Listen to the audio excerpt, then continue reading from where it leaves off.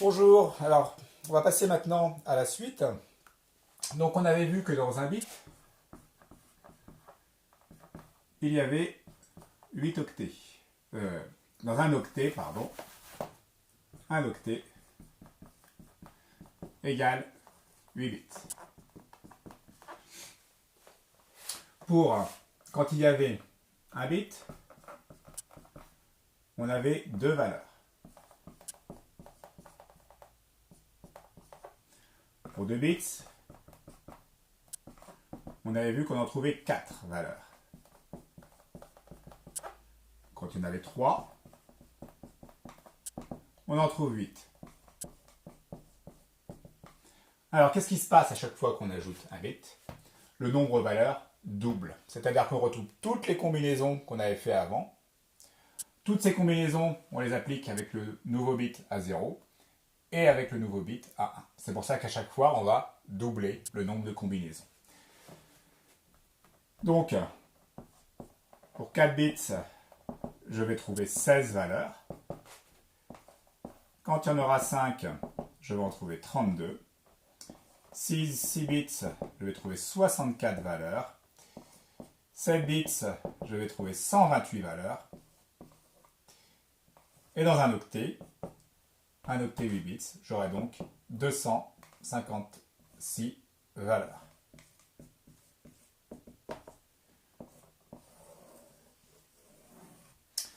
Voilà. Ça veut dire que un octet, 8 bits, un octet, je peux aussi dire qu'un octet, c'est une valeur comprise entre 0 et 255. Un nombre même, on va même dire, un nombre. Voilà. Entre 0 et 255. Donc 256 valeurs, on prend entre 0 et 255, c'est exactement comme sur vos doigts. Hein. Vous avez 10 doigts. On peut compter de 0, 1, 2, 3, 4, 5, 6, 7, 8, 9. On ne va pas jusqu'à 10. Mais il y a bien 10 valeurs. Voilà pour un octet. Donc ça, c'est l'octet, c'est aussi ce qu'en informatique, l'unité de mesure de la mémoire. On va voir que, évidemment, aujourd'hui, sur les mémoires qu'on achète, on a beaucoup plus, on est loin de 1 octet, et donc, pour éviter d'avoir des nombres énormes à manipuler, on fait des paquets, exactement comme on fait des kilos ou des tonnes quand on mesure du poids. Donc on a l'octet comme valeur de base. Le premier paquet qu'on a fait, c'était le kilo-octet. Donc un kilo-octet.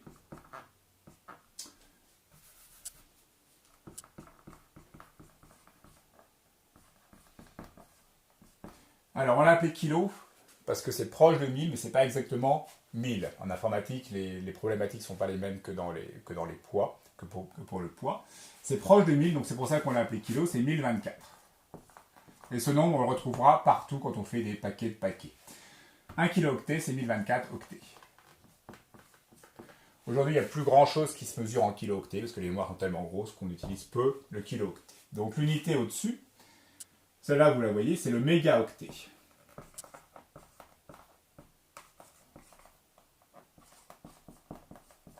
Son symbole, c'est MO.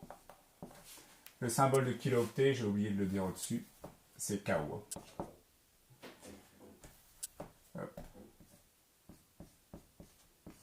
Mégaoctet, MO, celui-là vous le voyez apparaître, c'est égal à 1024 kilo-octets. C'est donc égal à 1024 fois 1024 octets.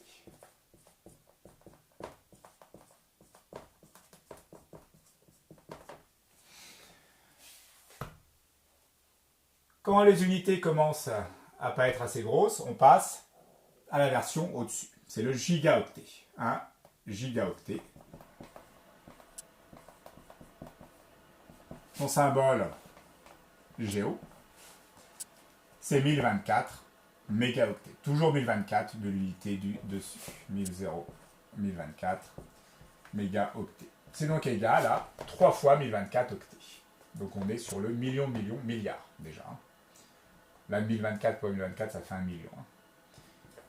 1024 fois 1024 fois 1024 octets. Je peux avoir la place d'écrire. Gigaoctets aujourd'hui, quand on parle de mémoire flash sur les cartes SD, dans les téléphones, on utilise cette unité-là. 16 gigaoctets, 32, 64, 128 pour les téléphones les plus performants, les plus chers. Si vous achetez un disque dur aujourd'hui, vous verrez que cette unité-là, c'était encore d'actualité il y a 5 ans. On était sur des disques durs de 500 gigaoctets par là. Maintenant, ça ne suffit plus, on arrive à des gros nombres, donc on est passé à une unité au-dessus, c'est le téraoctet.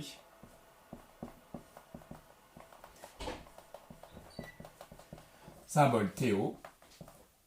C'est donc un nouveau paquet de 1024 gigaoctets.